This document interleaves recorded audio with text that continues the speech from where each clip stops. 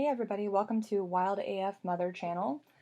I've decided to do a video or a vlog documentation of my current pregnancy. Now that I'm having baby number 3, I figured I've got this baby having thing down, or at least getting that way. So I just want to go ahead and get my 20-week update in here. And it will just cover everything that happened up until now in a quick summary. And then I'll be uploading videos approximately every 3 weeks with some updates, and maybe in between then too, to talk about some topics I want to cover regarding wild pregnancy and free birth, which means, of course, that it's a pregnancy and a birth that you don't have any medical professionals involved in. You do your own prenatal care, and you might get like a friend or a lay person to help you with the delivery of the baby, like catching a baby. And that's what that means, and it's growing in popularity for a good reason. So I want to cover what I'm doing as I'm doing it for y'all. Okay, so let's get down to it. As I said, this is baby number 3, and this is my 20-week update.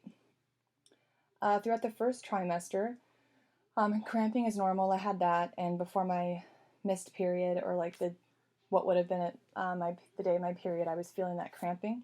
And that's the earliest I've ever felt it with any pregnancy. I think it was just a week after ovulation, something like that, 7 to 10 days. I was really kind of felt like period cramps, but it's a little bit different. It's like stretching feeling instead of cramping, I would say. And weird dreams started early. Started dreaming of food really early. I'd like to dream about like donuts and pizza on buffets and stuff like that, and baklava. And I was really starting to, after I was done with morning sickness, actually, I didn't really want to eat in real life until after about week 14. So week 7 to 14, I was feeling pretty green around the gills.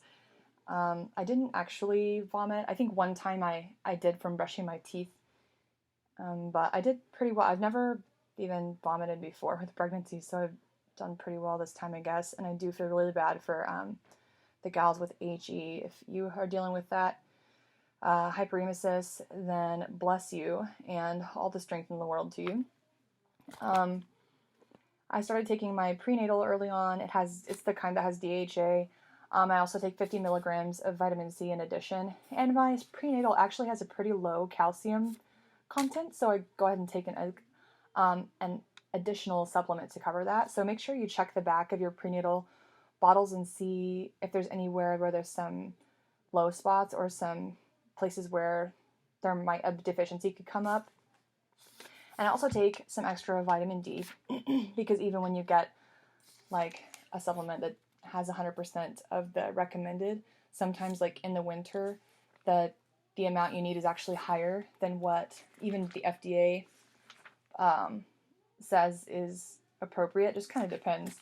And you'll feel the results from your, I do some things. I take a vitamin and I notice it didn't really help me that much. That's how I know it's not just placebo effect if I take another kind of vitamin and it does help me. It's, some help and some you can really feel, and maybe some not so much. But that tells you a lot about what you need,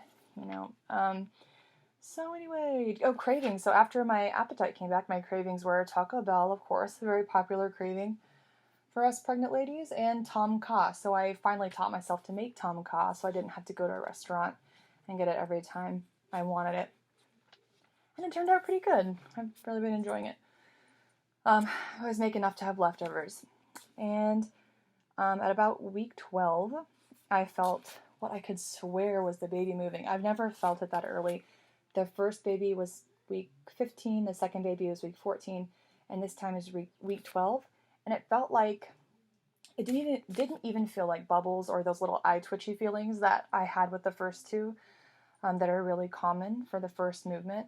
Instead, I had just like little bumps. It felt like the baby was just bumping its whole self possibly up against the side. And I found it hard to believe because 12 weeks is really early, but I couldn't shake the feeling that that's what that was. And it did continue on, and then it got stronger over time.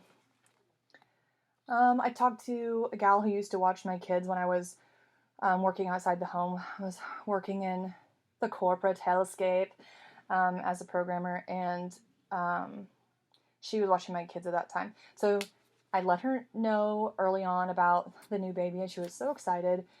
She currently lives like a state away, so she said she'd come and help watch the kids right after the baby's born. I don't think she'll make it in time for the birth because my last birth was my first one took a day, and then my second one took 12 hours, which is typical. You know, each subsequent baby, the time it takes to do labor and give birth to the baby is cut in half with each baby you have.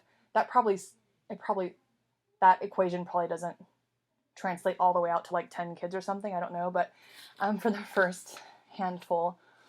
So, anyways, this child should take 5 to 6 hours, start to finish, regular, like, yes, like I think I'm including even early labor in that. So start of early labor contractions to finish, it should be about 5 or 6 hours, and she lives 3 or 4 hours away. So I don't know. We'll see what we can do. I've been feeling practice contractions since about 15 weeks. I don't call them Braxton Hicks because that's a dude's name, and I don't like when dude physicians just name stuff that women's bodies do after themselves. It's narcissistic, and I don't know. It's also a long, kind of cumbersome word to say, so practice contractions works for me. I'm breaking lots of rules, all the stuff you're not supposed to do and consume when you're pregnant. I'm pretty much breaking all of those here and there. Nothing to the level of danger, but like enough for people to judge me, so that's how you know you're doing it just about right. And so that was my first trimester breakdown.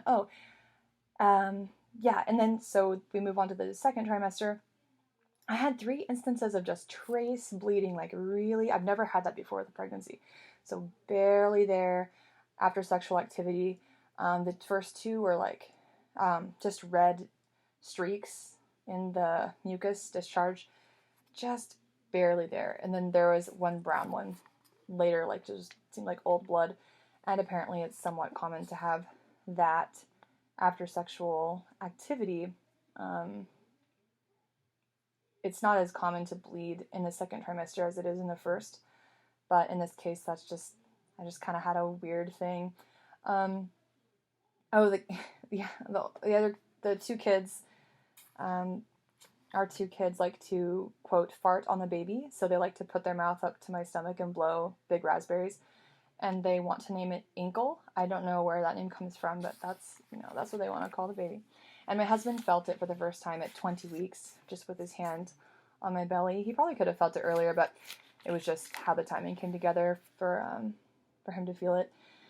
And then, like a few weeks ago, I had a terrible bout of very painful constipation. It's very common to be constipated when you're pregnant because your GI tract slows down. Part of it, I read, is like helping your body to absorb more nutrients out of what you're eating, which can also possibly be that I've also read that that's part of the reason it's more dangerous for a woman to get foodborne illnesses because your GI tract can't like move it through and launch it out as fast as it does normally. So I was having a really rough morning. I've never had constipation that painful before. I really usually don't have that problem, but it was so bad, and I was like trying not to cry. And I just sent my husband out I just did a quick search up like what would be the fastest, and of course, like as I should have known, it's like suppositories, and I can't remember what kind I got. It's like maybe it's a Colas ones, or I would have to get them and read them to you. I should have brought them in here, but anyway, so I did that and it worked like a charm. So if you get really constipated and you're like, I don't want to put anything up my butt, I would say it's probably going to be worth it. It was for me. It wasn't that fun, but it wasn't that bad either. And like just doing suppository is much better than continuing to be in that kind of pain. So there you have it. Whenever, like, if the kids if I'm lying down on the couch and the kids come crawl on me and sit on my abdomen. It makes me feel like my head's going to explode from the blood pressure. The baby felt like it was in a transverse lie up like recently, and just lying across. And then I went to take my blood pressure at a grocery store, and like I think actually it was at a Walmart, and there was no, I think they took the blood pressure cuff out. I don't know if that's from like fake virus stuff or if it's just something that Walmart was going to do anyway, but so I gotta find somewhere else to take it, and that's okay, we'll get it. I have a list of names. We're not really that close to deciding. So make sure I didn't miss anything in my notes here.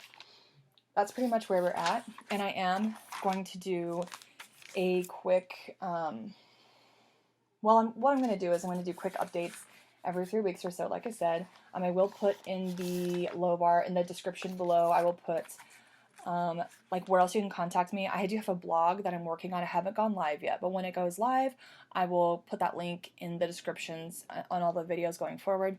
I do have like some kind of little summaries, like some notes about what I have to say philosophically about pregnancy and birth, and comparing it to like the way it's done in normal, like the way average folks do the whole process. And I want to highlight what some of the major differences are between that and wild pregnancy besides the obvious. And I want to go ahead and just give some education, like some data about stuff I've studied and researched. And I'm going to keep you all up to date on our plans. And then I plan to also include, we're going to try to take a video of the birth. I haven't done that in my past births, but perhaps I'll upload it, or perhaps it'll be too disturbing to upload. I don't know. It's just one of those weird things, so we'll take it as it comes. And yeah, so hit me up and leave me some info in the comments. You can get at me at, if you want to email me, I'm at wildafmother@gmail.com. One more time, it's wildafmother@gmail.com. And let me know what you think, and we can chat and we can compare our experiences. Thanks, we'll talk to you soon. Bye.